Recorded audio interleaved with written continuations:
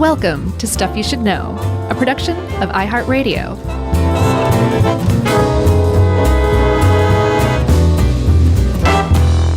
Hey, and welcome to the podcast. I'm Josh, and there's Chuck, and Jerry's here too, and we're just going to play a rousing version of Yankee Doodle Dandy or something like that in the background of this stirring episode. You got a piccolo? No, I'm just going to go like this. Mm-hmm. I'll record a track of and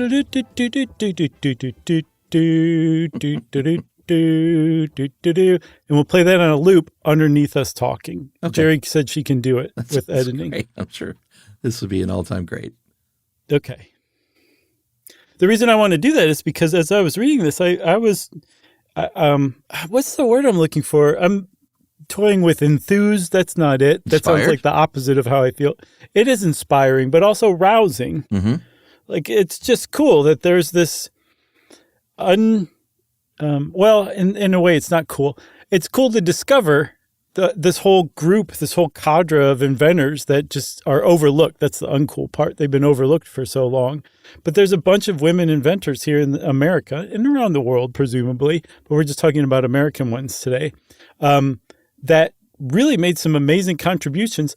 And especially at first, for the first significant amount of time, they really had an uphill battle to get their invention like out there because of just how generally mistreated women were. Yeah, absolutely. Here's a fairly horrifying stat, because it was not that long ago, but in the late 20th century, only about 10% of all patents were awarded to women and their inventions. And we're going to talk about some of the reasons before we get going on highlighting some of these great inventions and some of these great women. But one reason, obviously, is just a lot of times, if you were a woman and you had an invention, you had to file it, at least the patent, under your husband's name or your brother's or your father's name or any man in your life that was willing to sign on the dotted line saying, yeah, that's my idea, because you can't grant intellectual property or a patent to my sister or wife or daughter. Yeah, remember in the Widows episode, we talked about coverture, which was a woman was either essentially an extension of her father while she lived with her parents or her husband after she got married, and she had no property rights. And if you have no property rights, you can't own intellectual property, and therefore you can't have a patent on anything, because that by definition gives you intellectual property. And that was a huge deal for a while. In addition to that, because women were just generally mistreated, they also didn't have access to schooling or education, especially technical education, that would kind of help those who were already inventive by nature to actually like blossom. Yeah, and what incentive is there too? If you know that you can't get a patent for something, it's going to dull your inspiration to go out and try and invent something to begin with. Because what's the point? I mean, sure, there's a point to inventing things because you might make the world better, but I think a lot of the drive for invention is also to do with like money, having something in your name and making money on it. Yeah, absolutely. Yeah, but having something in your name, I think, is a more sentimental way to put it for sure. But it does deter it, and I'm sure that was part of the whole thing. I mean, at the very least, women weren't seen as a group that should be encouraged to pursue these kind of things, if not actively discouraged. And some women faced that. And there was actually, I didn't know about this, but at the Seneca Falls Convention and then the suffrage movement that followed, there were a couple of competing groups that were like, we really need to put all of our time and effort behind suffrage, like giving women the right to vote. That needs to be our focus. We need to stay laser focused on that because that's important. That's the one you think of when you think of the women's rights movement of the 19th century. But there's a other group, economic feminists, that were like, hey, you can have all the voting rights you want in the world, but if you don't have any means of being self-sufficient, if you need to be, it doesn't add up to a hill of beans. I think that was their slogan. Yeah, there was a woman named Charlotte Smith who, like you said, she was like, if we want to make real advances, then how about, and she eventually came to the invention part of it, but how about property rights and intellectual property rights?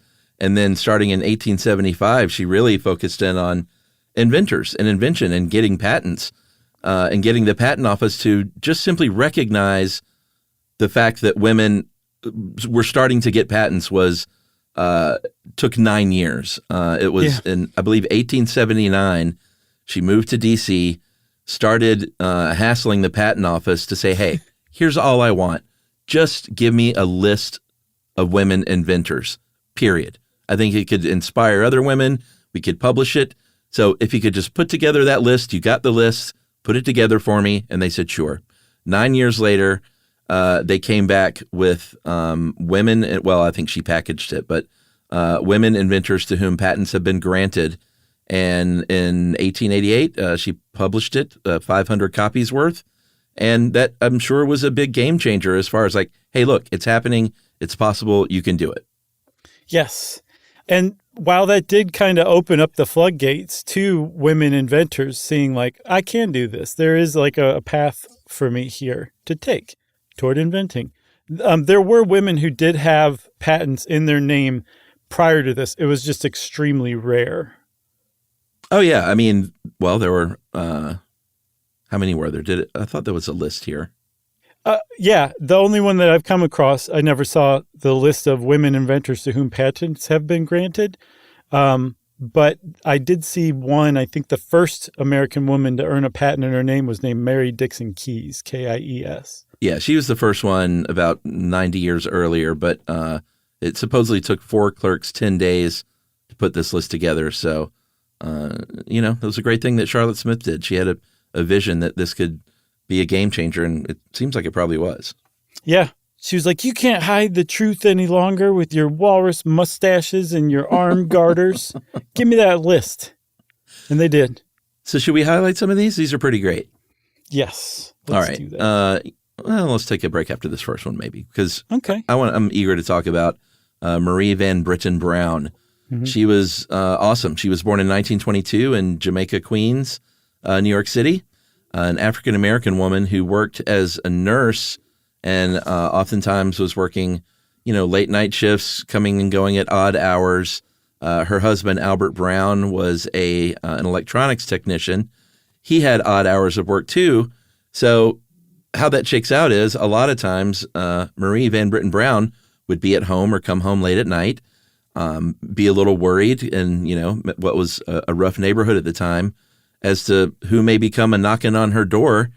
So she invented, along with her husband's help, what ended up being kind of the first closed-circuit TV system and home security system in the 1960s. Yeah, it's pretty amazing. It was a bunch of different systems that they put together to create this one complete system, pretty much out of the box. It was like a complete security system, but they really had to work with a lack of technology at the time. Like there was no way to pan the video camera that the whole thing was based on. So instead, they had 4 separate peepholes, and you could raise or lower the camera to the correct peephole depending on the height of the person on the other side. I find that ingenious. Great idea. I said CCTV, so there were television monitors. This camera fed into these monitors. So the idea is that you didn't actually have to go to the door. And even looking through a peephole can be dangerous. If someone knows you're just on the other side of the door at that peephole, they can get you. That's what it says in the patent application. That's what it said. So she had a remote control that would let her unlock the door from a distance away, mm-hmm. and an emergency button a distance away that would alert the police or security in the apartment building. You had these 4 peepholes, the sliding camera, and 2-way microphones, so she could actually say, like, who's, basically what we have now with like Ring doorbells and Nest doorbells. Yeah. She thought of this idea, and her husband helped her pull it off in 1966. Yeah. And the idea of just how ubiquitous this has become, this is like such a commonplace everyday thing now, is kind of a testament to what she invented. Because at the time, this was completely revolutionary. There was nothing like this at the time. And she and her husband just invented it from whole cloth. And I think they got patent number 3,482,037. That was the U.S. patent for their closed-circuit television security system. That's right. She also got an award from the National Scientist Committee. She was recognized in the Times, the paper of record. Sadly, she passed away in 1999 at the age of 76, but it was such a good idea that 32 subsequent patent applications referenced her original invention in their patent application. So, in other words, great idea. Yes, indeed. You want to take that break now? Let's do it. Okay, we'll be right back. Learning things with Chuck and Chuck. Learning all the things. Stuff you should know.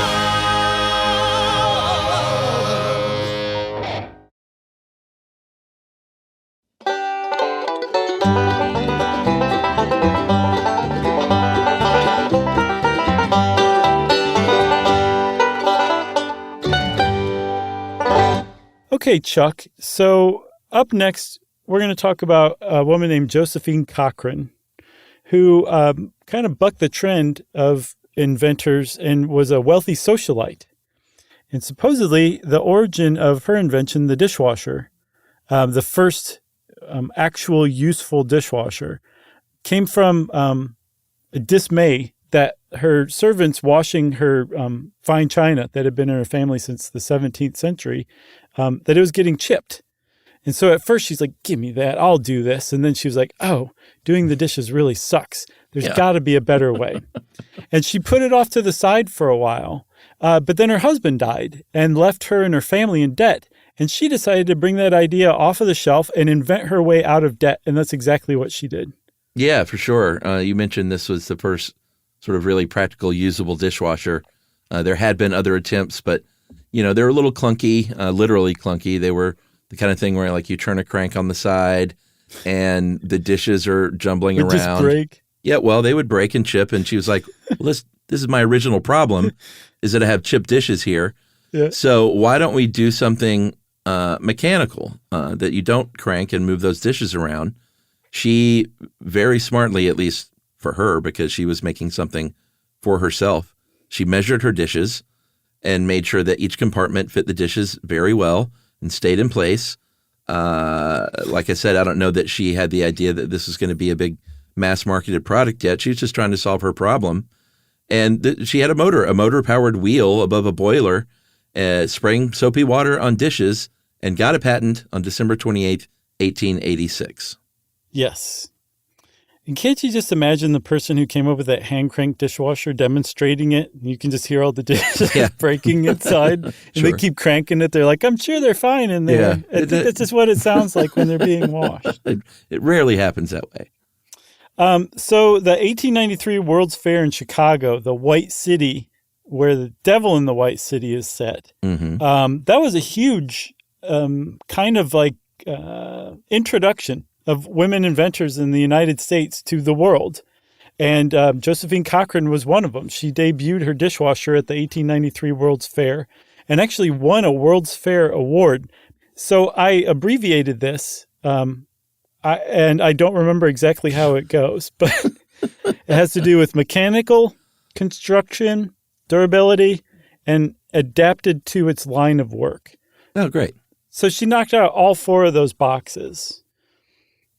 Or to put briefly, best mech, construct, durable, and adapt to its line of work, end quote.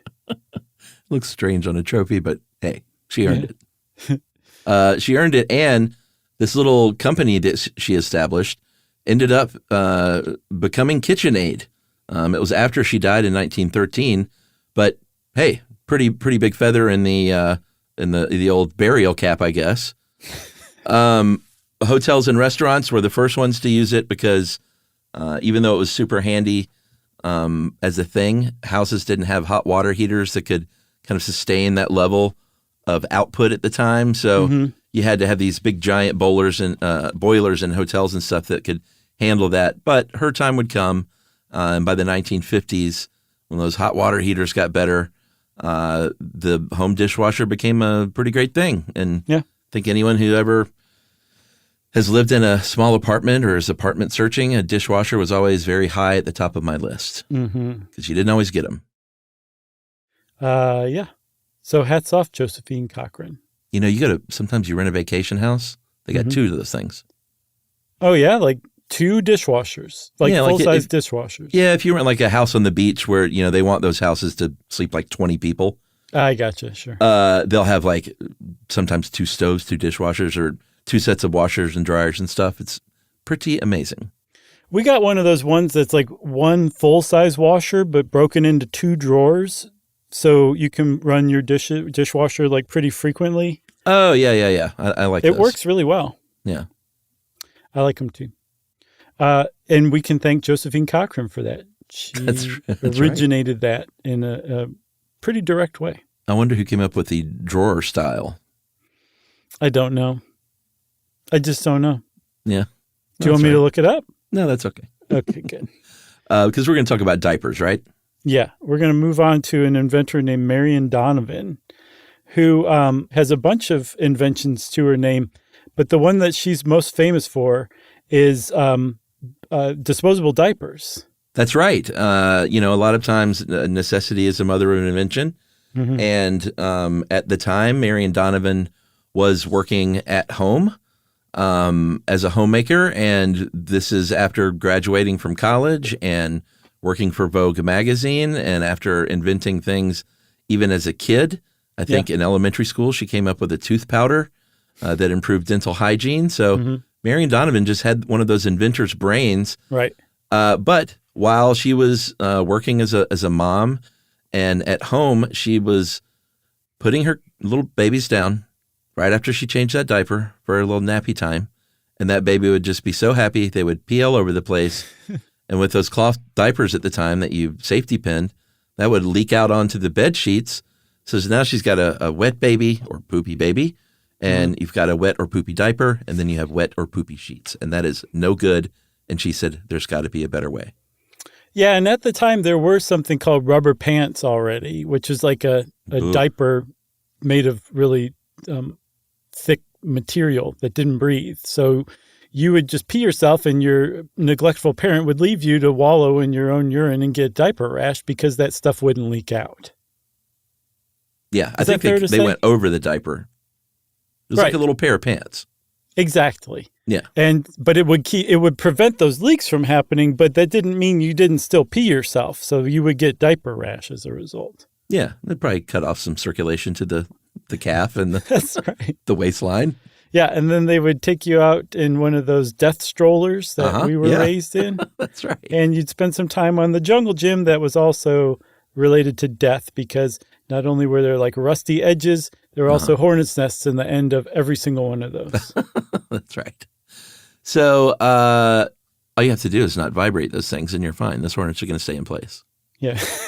If you just hang from the monkey bars without moving. Dead still, like a bat. You'll be fine.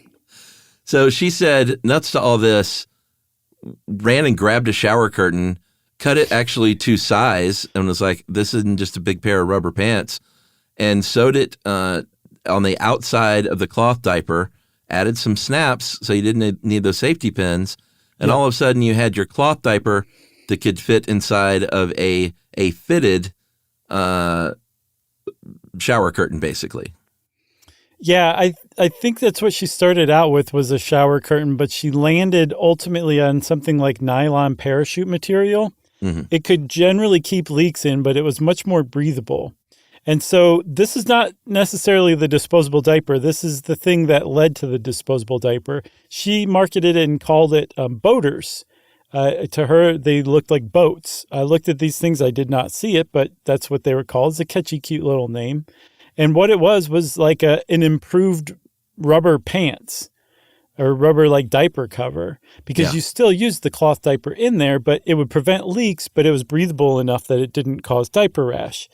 So this caught the attention of a lot of people. Apparently, it started being sold at Saks Fifth Avenue in 1949. And the Kiko Corporation came knocking and said, we'll give you $1 million for this idea. And Marion just laughed all the way to the bank. Yeah, because she said, you know what, that's 1949. And when these two dopes podcast about me in 2024, that's going to be like $13 million. Yeah. which is pretty sweet for, a woman who just invented something out of necessity. Yeah. I mean, it meant she was rich immediately. She got a patent for those boaters in 1951 and then went to work on what you were talking about, the disposable paper diaper, and did that. And it worked pretty well, but it wasn't a big commercial success because the diaper industry didn't get behind it because they were like, hey, this is pretty good, but all it really is doing is keeping you from having to wash cloth diapers over and over, and we don't see the value in that. Right. It's an unnecessary convenience. Yeah. Get back to work. Exactly. It took 10 years, and finally Procter & Gamble saw the usefulness in this and came up with Pampers, and the landfills of the world just shuddered in expectation. That's right. I said that Marion Donovan also invented some other stuff too. She invented something called the zippity-doo. Very cool. Very cool. So it's like an elastic extension that you put onto a zipper so that you can zip your own dress much more easily. Yeah. There's also something called the big hang-up. I love that which thing. Came out in the late 60s or 70s based on the font used in the advertisement. But it essentially took your clothes and turned them the opposite way that you would normally hang them from a hanger. So you would hang it at like a rack from the what is the thing that you hang the hangers on in a closet? The rail, the pole? The rod? The rod, thank you. And you would take those clothes and turn them the opposite way so you could fit more clothes front to back and side to side. It was an enormous space-saving measure. Yeah. I mean, it was basically a grid, like a metal grid, and you could hang anything. So it used not paper clips, clothespins. Right. So you could hang your belts, you could hang a hat, you could hang a pair of boots, you could hang whatever you wanted. What else? And more, lots of things. But the point is, this one grid could hold like 4 pair of pants, 2 pair of boots, 7 belts. Are you sure you can hold a pair of boots up with some clothespins? That's what the ad said. All right. They must have been lightweight boots back then. Like maybe they're talking about like Aladdin shoes. Yeah, well, I think it speaks to the clothespins too. Sure. They're not like these woke clothespins these days. So one other thing about Marion Donovan, if you weren't already smitten with her enough, at 41, she went back to school and received a degree in architecture from Yale and then used it to design her own house in Connecticut. Amazing. Agreed. Should we take another break? I think it's time. All right, we're going to come back and talk about grocery sacks right after this. Learning things with Chuck and Chuck. Chuck, all the things, stuff you should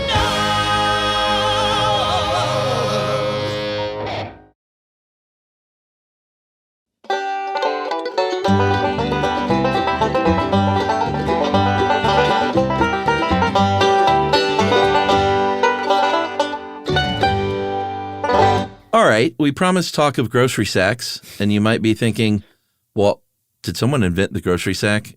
And was that person a woman? And why is that a big deal? Because it's just a bag? No, that's not what we're going to tell you. We're going to tell you what a historian named Henry Petrosky told you in an article called The Evolution of the Grocery Bag, and a woman named Margaret Knight, who was another one of these kids who was inventing things from a very, very preteen age. Yeah, she got a job at 12 at a loom or a fabric factory, textile mill. That's what they call it. Cotton mill. And when you're weaving using a loom in an industrial setting, there's these little heavy wooden torpedo things with the steel tip on the end that you use to basically separate the fibers as you're weaving.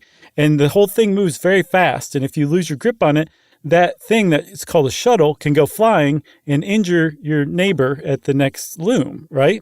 Yeah. So Marion Knight got a job at one of these mills, saw this, how dangerous this could be, and before she turned 13, invented a way to prevent steel-tip flying shuttles from flying off of the loom and injuring somebody that became distributed industry-wide. At all textile mills, it became like a standard part of any loom. She wasn't even 13 yet.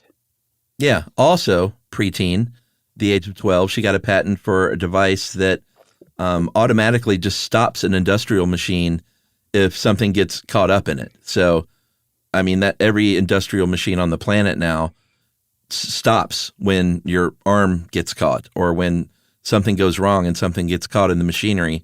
They all stop, and that is because of Margaret Knight. Yep. So we finally, after years and years of coming up with great ideas and implementing them, she's like, I should start to look into patenting these things. And she got a job ultimately at Columbia Paper Bag Company in Springfield, Massachusetts. And this is where her greatest patent came along. There were paper grocery sacks already, but they were kind of envelope-like. They didn't do the job very well. Like, you know, when you buy a greeting card and they put it in that bag that doesn't really do anything, it's just an envelope. It's like a cover for your greeting card to go home with. Okay, yeah. You know what I'm talking about? Sure. Okay, that's what grocery bags were like, paper grocery bags. And she said, we can do way better than this. If we just make a square bottom grocery sack, it'll stand up on its own. And as you put stuff into it, the weight will be distributed and you can carry so much more stuff. Yeah, people were putting canned goods in basically envelopes. Like total morons. Like total morons. She came along and not only figured out that was a good idea, figured out how to do it. Mm-hmm. In 1870, she built a wooden machine that would cut and fold and glue these things and manufacture them. She was working on a heavier duty prototype made out of iron, and some jerk comes along, and Baldface steals her idea. Yeah. Like he had seen this thing before. His name was Charles Annan, Annan, and he had seen it a few months earlier, went to file a patent. She filed a claim against him, a patent interference suit. Mm-hmm. And he was like, there's no way that this lady came up with this thing. And she came into court with just reams of the most detailed blueprints and spelled out exactly how and when she invented it. And they went, you're wrong and she's right, buddy. Yeah. That thieving SOB Charles Annan, I couldn't see anything about what became of him aside from losing that patent suit. And he should have gotten some sort of comeuppance. He shouldn't have just been let off the hook for, like you said, bald-faced stealing an idea or an invention. That shouldn't be unpunished, you know, but I guess we'll have to go dig him up and have a talking to with him. That's the best we can hope for at this time. We can besmirch his name. I guess we kind of are, but we're not besmirching. I think besmirching indicates a certain level of like exaggeration or, you know. Oh, okay. I didn't know that. I'm that's just my interpretation. I don't know if it's correct or not. I've never read the definition, so you're probably right. So she won that patent claim and won the patent for the device in 1871 and went on to be awarded more than 20 patents in her lifetime. So hats amazing off. Again. Yeah. Way to go, Margaret Knight. Boo, Charles Annan. Boo. So let's move on to the windshield wiper because this is a pretty fun one.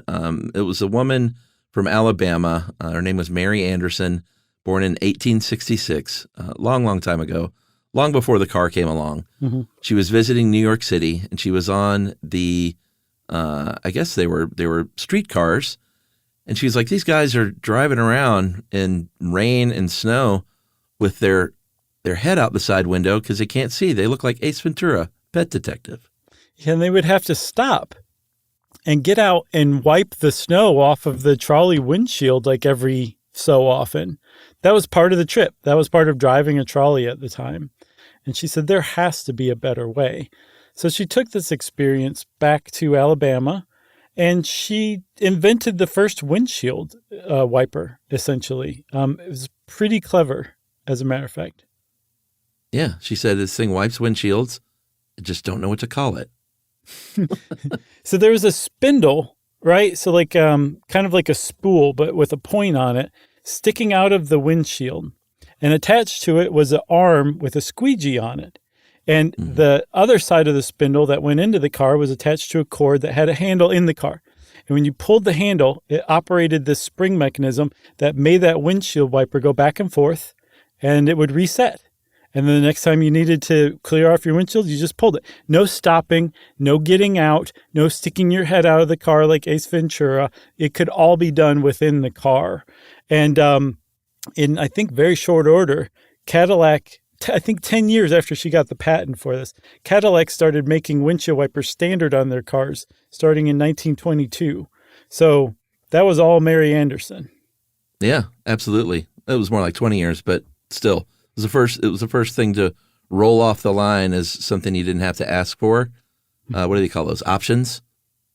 Yeah, it wasn't an option. It was standard. That's 19 years later.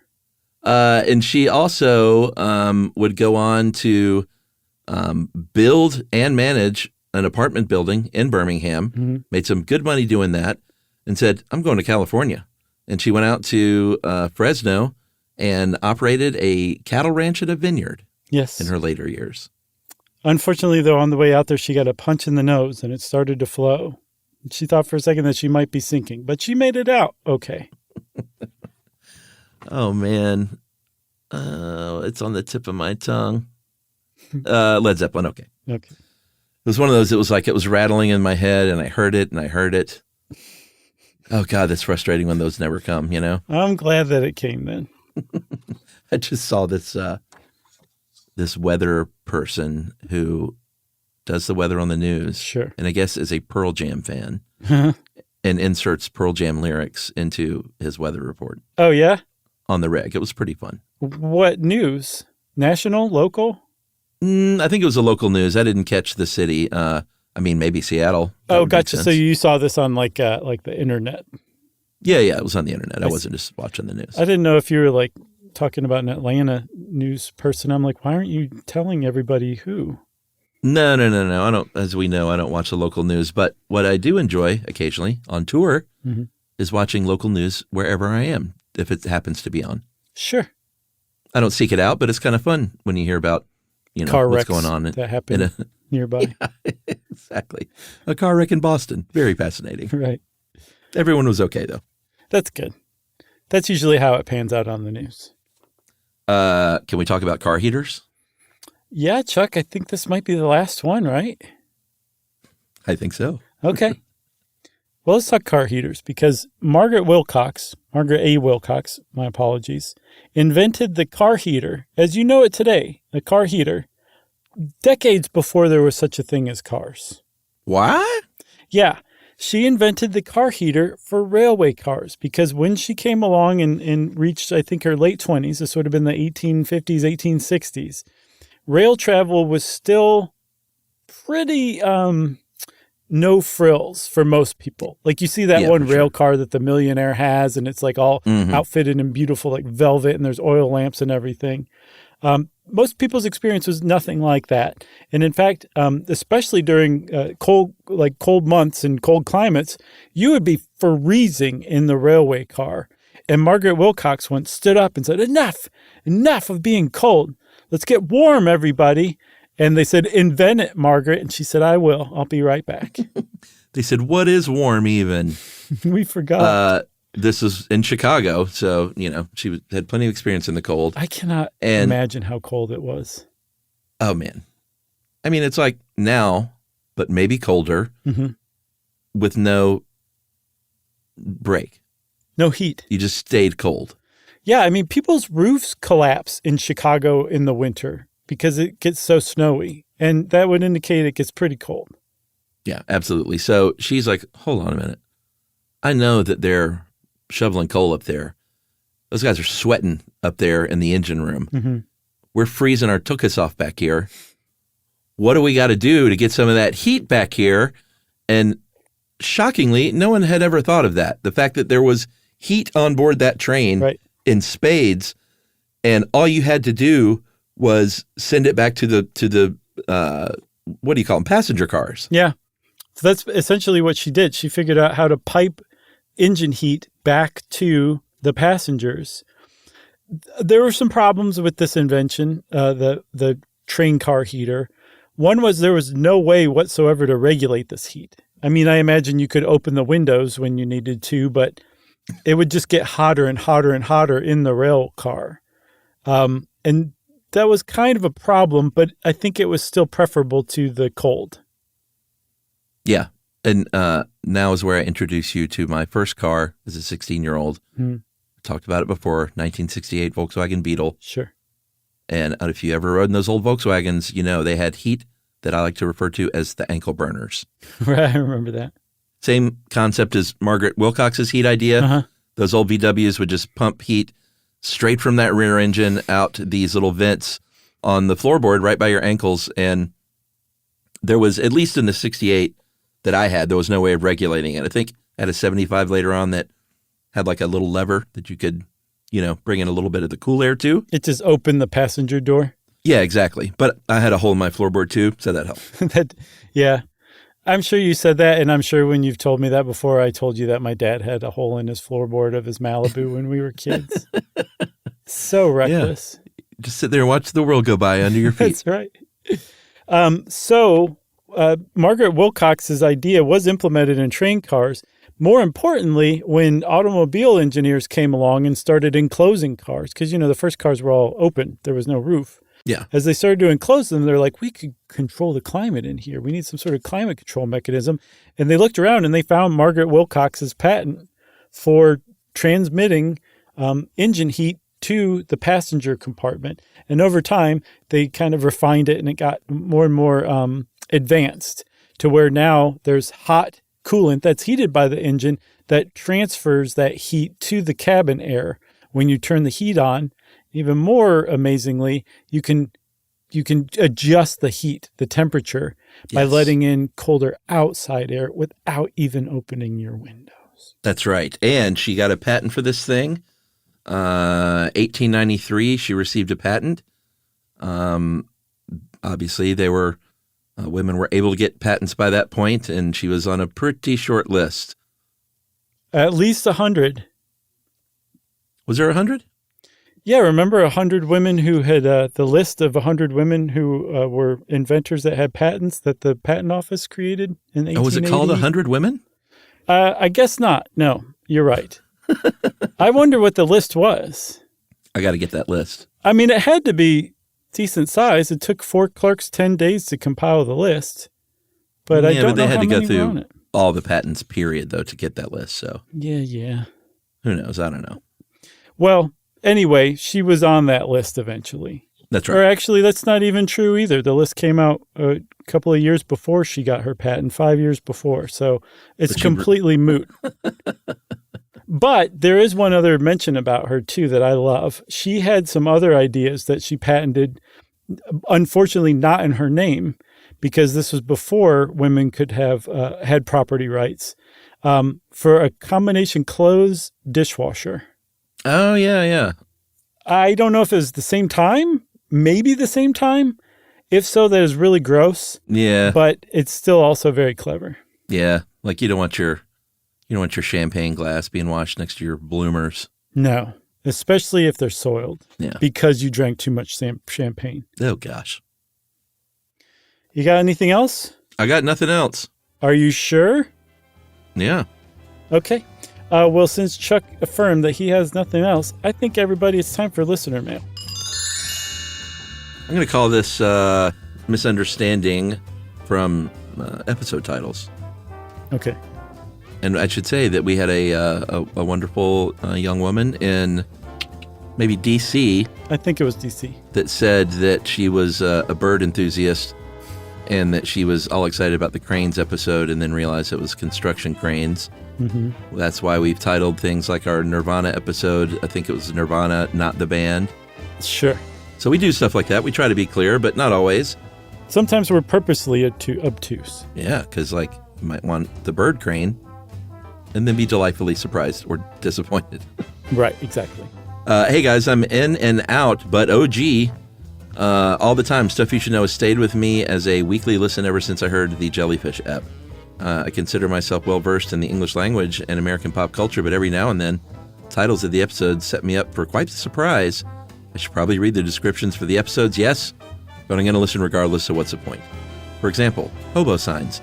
I thought it was about handwritten signs that hitchhikers make, or someone saying, we'll work for food, or the end is messed.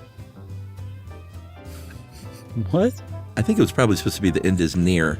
Yeah. And it was some weird AI. Autocorrect. Autocorrect. I like the end is mess, though. That should be a t-shirt. Sure. I like that. To my delight as a UX designer, it was about iconography and communication, even better than those cardboard signs. The last episode about conductors, I know it's coming, thought it was about train conductors, and the tagline, "What the heck is going on there?" was referring to their mindset when they're patrolling in the aisle and train station. Like an American equivalent of the British, "What's all this then?" I was also hoping that it was not about electric conductors because I really wanted a train episode. Turned out I was wrong once. Thanks for all the great knowledge. That is from Morten Lagerud in Norway. Great name, Morton. Thank you for listening to us all these years. Yeah, have we done one on just trains? I don't think so. No, that seems like a big one. Yeah, that was a big ASMR sigh, too. Oh, sorry, everybody. Hopefully not a misophonia sigh. Yeah. Yeah, we could try to do one on trains sometimes. We just have to figure out how to condense it. Yeah. Can't get into electric trains, I'll tell you that, by God. No way.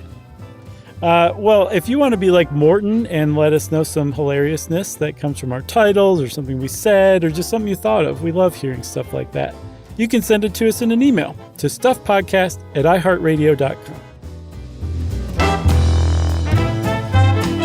Stuff You Should Know is a production of iHeartRadio.